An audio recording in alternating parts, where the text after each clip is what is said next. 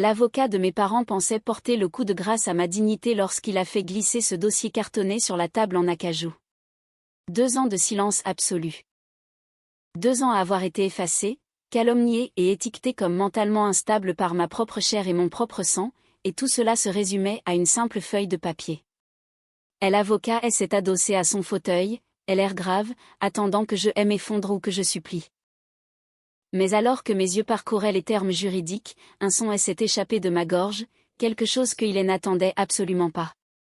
Je n'ai pas pleuré. Je n'ai pas crié. J'y ai éclaté de rire si fort et si bruyamment que l'avocat a sursauté sur son siège, son visage devenant pâle alors qu'il me demandait nerveusement si j'y allais bien. Il pensait avoir enfin trouvé un moyen de me détruire. Mais il venait de me remettre la victoire ultime. Suivez mon histoire jusqu'au bout pour voir comment la situation s'est retournée. Je m'appelle Léa et à 28 ans, j'y ai enfin appris que le sang ne fait pas la famille, il crée simplement un lien de parenté. Dès aussi loin que je me souvienne, ma maison fonctionnait selon une règle stricte et tacite. Ma sœur, Camille, était une princesse royale qui ne pouvait rien faire de mal, et j'y étais l'employée saisonnière qui n'existait que pour servir sa cour. Si Camille voulait la plus grande chambre, elle était à elle. Si elle détruisait sa voiture, nos parents lui achetaient une berline allemande flambant neuve le lendemain matin tout en blâmant les feux de signalisation. Mais mon point de rupture, le moment où l'illusion s'est complètement brisée, s'est produit le jour de ma remise de diplôme. J'y avais travaillé de nuit pendant 4 années consécutives pour sortir major de ma promotion avec un master en finance à l'Université de Paris-Dauphine. Le matin de la cérémonie, ma tenue était prête et 2 places étaient réservées pour mes parents. 1 heure avant l'événement, ma mère m'a appelé. Sa voix ne trahissait pas une once de regret lorsqu'elle a dit « Léa ma chérie, nous ne pourrons pas venir. Camille a oublié de réserver son vol pour son week-end à Ibiza, alors ton père et moi devons l'emmener à l'aéroport de Roissy-Charles de Gaulle à 2 heures de route d'ici. » Ils ont manqué l'étape la plus importante de ma jeune vie pour servir de navette aéroportuaire pour les vacances de ma sœur. Quand j'y ai rencontré Julien, un ingénieur en génie mécanique brillant et travailleur qui m'aimait pour ce que j'y étais, j'y ai pensé que mes parents finiraient peut-être par montrer un peu de respect. Au lieu de cela, lors de notre premier dîner de famille, mon père a regardé les origines modestes de Julien et elle a ouvertement qualifié de déclassement financier en plein visage, affirmant que je gâchais ma vie avec un paysan. C'était la goutte d'eau de trop. J'y ai regardé mes parents, j'y ai regardé le sourire narquois de Camille, et j'y ai réalisé que j'y en avais fini avec eux. Ce dîner a été le moment exact où j'y ai choisi ma propre personne plutôt que les gens qui étaient censés m'aimer. J'y ai pris la main de Julien, je suis sortie de ce restaurant et j'y ai bloqué chacun de leurs numéros de téléphone avant même d'atteindre la voiture. Je suis passée au silence radio total. Pas de texto, pas de visite pour les fêtes, pas de nouvelles. J'y avais besoin de paix. Et plus encore, j'y avais besoin de protéger mon nouveau mariage de leur poison. Mais mes parents et Camille ne pouvaient pas supporter de perdre le contrôle sur moi. Pour justifier ma disparition soudaine auprès du reste du monde, ils ont lancé une campagne de dénigrement vicieuse et calculée. En quelques semaines, des rumeurs ont commencé à me revenir par des cousins éloignés et des anciens amis d'enfance. Ma mère appelait tout notre cercle social, versant des larmes de crocodile, affirmant que j'y avais fait une grave dépression nerveuse. Ils ont dit aux oncles, aux tantes et même à nos anciens voisins que j'y étais devenu mentalement instable, complètement déconnecté de la réalité, et que Julien était un manipulateur opportuniste qui me gardait en otage loin de ma famille aimante. C'était une leçon de guerre psychologique. Ils se peignaient en parents affligés et au cœur brisé faisant face à une fille folle, tout cela pour protéger leur image publique impeccable. Pendant 2 longues années, le silence de mon côté a été absolu, mais le poids émotionnel était écrasant. Chaque fête qui passait était un rappel que ma propre chair et mon propre sang préféraient détruire ma réputation plutôt que de se regarder dans un miroir et d'admettre leur propre cruauté. J'y ai passé 24 mois à construire une vie belle et tranquille avec Julien, ignorant totalement que leurs mensonges étaient sur le point de les rattraper.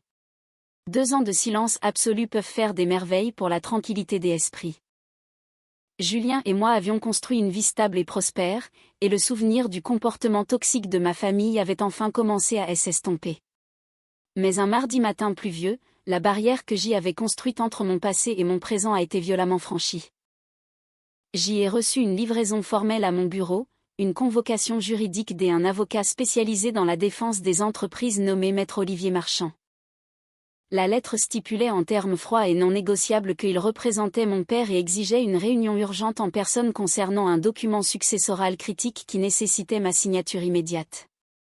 L'anxiété m'a frappé comme un coup physique. Après 24 mois passés à être morte pour eux, pourquoi un avocat des affaires me traquait-il soudainement? Mon esprit passait en revue toutes les possibilités terribles. Essayait-il de me poursuivre en justice? Essayait-il de m'enfermer légalement en utilisant le récit de l'instabilité mentale qu'ils avaient passé des années à propager? Le lendemain, mes genoux tremblaient alors que j'y entrais dans le cabinet des avocats froids et intimidants du quartier de la Défense. Le bureau était un monument à la vieille bourgeoisie et au pouvoir hérité, rempli des acajou polis et de baies vitrées offrant une vue sur tout Paris. C'était exactement le genre des endroits où mon père avait l'habitude d'étaler sa puissance financière. Maître Marchand était assis derrière son immense bureau, l'expression grave et illisible. Il n'a pas offert de salut chaleureux ni de condoléances pour les 2 années perdues. Au lieu de cela, il m'a simplement regardé, a fait glisser un dossier unique et lourd sur la surface en bois lisse et a dit « Votre père a été très clair à ce sujet Léa, vous devez signer ceci aujourd'hui. » Le silence dans cette pièce était assez lourd pour écraser une version plus faible de moi-même. J'y ai fixé le dossier pendant un long moment avant de sortir enfin l'unique document caché à l'intérieur. Je m'attendais à un procès, à une ordonnance d'éloignement ou peut-être à une manœuvre juridique cruelle pour me dépouiller officiellement de mon nom de famille. Mais alors que mes yeux parcouraient le jargon juridique, la véritable histoire a commencé à se dévoiler entre les lignes. Ce n'était pas une attaque. C'était une reddition déguisée et désespérée. Le document était une clause de renonciation à l'héritage sous condition et de reprise de dette. En lisant plus loin, les pièces du puzzle se sont mises en place. Au cours des 2 dernières années, mon père avait cédé le contrôle opérationnel complet de son entreprise de logistique valant plusieurs millions d'euros à son enfant chéri, Camille. Comme on pouvait s'y attendre, sa gestion imprudente, ses dépenses personnelles somptueuses avec la carte de crédit de l'entreprise et son absence totale de sens des affaires avaient conduit l'empire droit dans le mur. Il faisait face à des défauts de paiement catastrophiques dans la chaîne des approvisionnements et à une saisie bancaire massive imminente. Parce que j'y étais toujours légalement répertoriée comme actionnaire minoritaire fondatrice grâce à un compte que mon grand-père avait ouvert pour moi quand j'y étais enfant, la banque refusait d'approuver un prêt de sauvetage des urgences sans ma signature explicite. Mes parents se noyaient sous 5 millions d'euros de dettes toxiques. Et parce qu'ils avaient ruiné leur propre solvabilité, ils avaient désespérément besoin de mon dossier financier impeccable et de ma signature pour se sauver de la faillite totale. Le document stipulait essentiellement que si je cédais mes droits et assumais la corresponsabilité du nouveau prêt bancaire, il me promettait une infime fraction insultante de l'héritage futur une fois que l'entreprise se serait redressée. Ils étaient entièrement piégés par leur propre arrogance, et je détenais la seule clé de leur survie. L'absurdité absolue de la situation m'a frappé d'un coup. J'y ai lu le dernier paragraphe et un son s'est échappé de ma gorge, brisant complètement la dignité feutrée de ce bureau des affaires. J'y ai éclaté de rire. Ce n'était pas un petit rire poli. C'était un rire fort, résonnant et incontrôlable qui venait directement de mon ventre. L'avocat, Maître Marchand, s'est figé. Il s'est adossé dans son fauteuil en cuir, le visage décomposé par un mélange de choc et de pure perplexité. Il s'est raclé la gorge nerveusement, a ajusté ses lunettes et a demandé « Léa, est-ce que vous allez bien, comprenez-vous la gravité de ce que vous lisez ?» J'y ai essuyé une larme de mon œil, je me suis penché en avant et je l'ai regardé droit dans les yeux. « Oh, je comprends parfaitement Monsieur Marchand, ai-je dit d'une voix dégoulinante d'ironie. Pendant 2 ans, mes parents ont dit à tous ceux qui voulaient l'entendre que je suis complètement folle et mentalement instable. Et maintenant, leur empire de plusieurs millions d'euros s'effondre à cause de leur enfant préféré. Et vers qui rempile. Ils envoient un avocat grassement payé pour supplier pour la signature de leur fille cinglée. L'avocat a ouvert la bouche pour parler, mais aucun mot n'est sorti. Sa façade confiante et intimidante s'est complètement dissoute lorsqu'il a réalisé que je n'étais pas la fille faible et désespérée que mon père lui avait décrite. La panique pure derrière cette réunion urgente est devenue limpide. Il ne voulait pas me ramener dans la famille. Il voulait m'utiliser comme bouclier humain pour absorber leur ruine financière. Ils pensaient pouvoir manipuler ma culpabilité, mais leur cupidité les avait finalement rendus stupides. L'avocat est resté figé alors que je faisais glisser le document non signé sur la table en acajou. Ils s'attendaient à ce que je signe par peur ou que je parte en colère, mais ils ont complètement oublié que je suis sorti major de ma promotion en finance. Je n'allais pas simplement partir et les laisser trouver une autre échappatoire. Grâce aux compétences techniques pointues de Julien, nous avions passé les 2 dernières années à surveiller discrètement les registres financiers publics, et je savais exactement à quel point l'entreprise de mon père avait sombré. Dites à mon père que je rejette entièrement ce contrat, ai-je dit en m'adossant avec un sourire calme. Mais pendant que vous y êtes, rappelez-lui les statuts de l'entreprise établis par mon grand-père lors de la fondation de la société. Maître Marchand a bougé nerveusement sur sa chaise, le visage perdant ses couleurs alors qu'il réalisait que je connaissais les règles mieux que lui. Selon ses statuts originaux, en tant qu'actionnaire minoritaire, j'y avais le droit légal d'exiger un audit financier indépendant complet des livres de l'entreprise si la direction majoritaire s'engageait dans une mise en danger financière imprudente.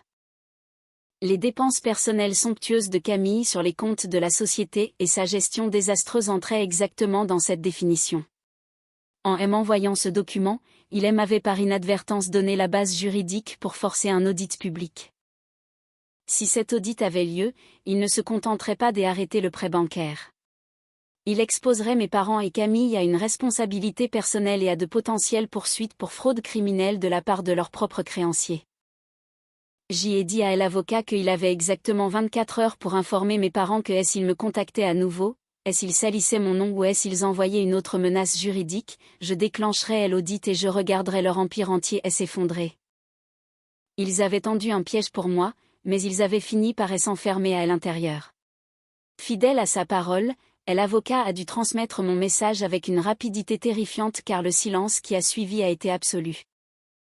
Il n'y a eu aucun appel frénétique, aucun message de colère, et plus de campagnes de dénigrement larmoyantes de la part de ma mère.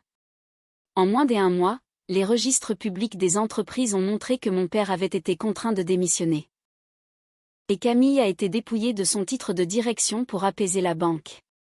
Ils ont dû vendre leur voiture de luxe et déménager dans une maison plus petite juste pour rester à flot, faisant enfin face à la dure réalité de la dette qu'ils avaient créée. Pendant ce temps, Julien et moi prospérons.